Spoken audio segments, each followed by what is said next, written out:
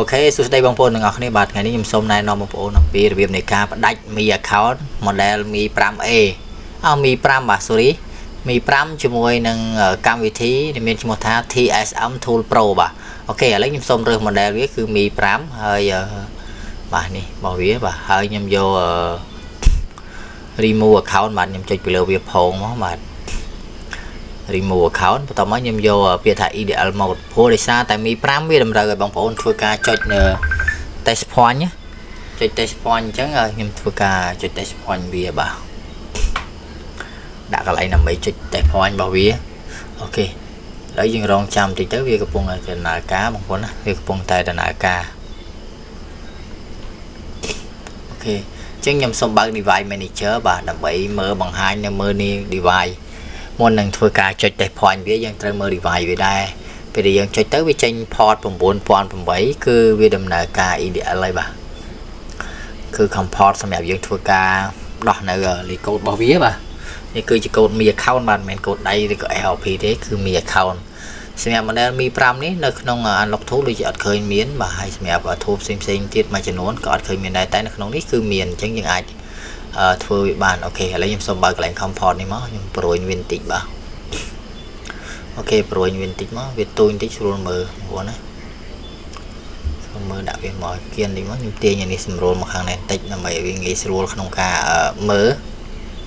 បាទអូខេឥឡូវខ្ញុំចាក់ test point ហ្នឹងបាទចាក់ test point ហ្នឹងវាចាប់ដើមដើរហើយបងប្អូនអញ្ចឹងយើងរងចាំឲ្យវាដើរឲ្យចប់បាទយើងរងចាំឲ្យវាដើរឲ្យចប់បងប្អូនណារងចាំឲ្យវាដើរចប់អូខេបន្ទាប់ពីវាដើរចប់វានឹង reboot បាទ reboot ហើយអូខេវា load ប៉ុណ្ណេះមកគឺមានន័យថាការ bypass បាទ remove bypass ឬក៏ remove នៅ Mi account របស់យើងវាកំពុងតែធ្វើដំណើរការបាទតែវាមិនទាន់រួចរាល់ទេរងចាំបន្តិចទៀតឲ្យវាដើរចប់សិនអូខេរងចាំតិចទៅបងប្អូនបាទអានេះយឺតឬលឿនអាស្រ័យទៅលើកុំព្យូទ័របងប្អូនបាទដោយសារតែខ្ញុំកំពុងតែធ្វើនេះគឺខ្ញុំធ្វើការ remote បញ្ជាទៅលើកុំព្យូទ័រមួយទៀតដែលជាកុំព្យូទ័រដៃគូពីចម្ងាយបាទខ្ញុំធ្វើជូនមិត្តជាងគាត់ពីចម្ងាយអញ្ចឹងគាត់គ្រាន់តែចាំចុច test point តាមការណែនាំរបស់ខ្ញុំទេវាដំណើរការហើយបាទអូខេឥឡូវវាកំពុងតែដើរហើយអញ្ចឹងយើងរងចាំតិចទៅវាកំពុង avoid ហើយកំពុង clear នៅ loader របស់វាសម្រាប់ដោះនៅ account របស់វាកំពុងដំណើរការរបាខាងក្រោមហ្នឹងបាទអញ្ចឹងបងប្អូនត្រូវចំណាយពេលរងចាំតិចដែរបាទ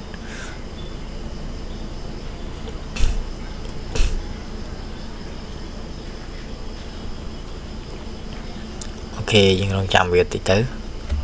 វាកំពុងដើរបាទកំពុងដើរហើយ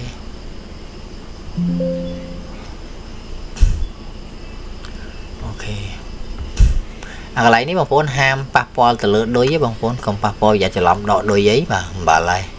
អូខេឥឡូវវាកំពុងដើរដល់កន្លែង reboot ហើយបាទអូខេវា reboot ហើយបាទប៉ុណ្ណេះមកគឺរួចរាល់ហើយអញ្ចឹងបងប្អូនទៅរងចាំបាទរងចាំឲ្យម៉ាស៊ីនដំណើរការចប់សពគ្រប់ 100% គឺជាការស្រេចឯងបងប្អូនបាទអញ្ចឹងបងប្អូនត្រូវរងចាំមើលទៅលើទូរស័ព្ទដៃវាកំពុងតែបើកដំណើរការបងប្អូនបាទបងប្អូនមើលទៅលើទូរស័ព្ទដៃទៅបន្ទាប់ពីទូរស័ព្ទដើរដល់ម៉នុយគឺការដោះរបស់យើងគឺទទួលបានជោគជ័យ 100% ហើយ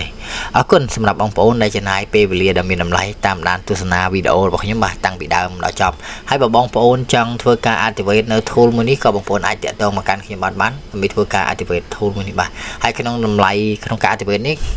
គឺតម្លៃវាសមរម្យមែនទែនរយៈពេល1ឆ្នាំបាទពេលនេះពីខ្ញុំបាទឌីសូមីសូមអរគុណនិងសូមជម្រាបលាជូនពរសំណាងល្អសុខភាពល្អទាំងអស់គ្នាបងប្អូនណាអរគុណច្រើន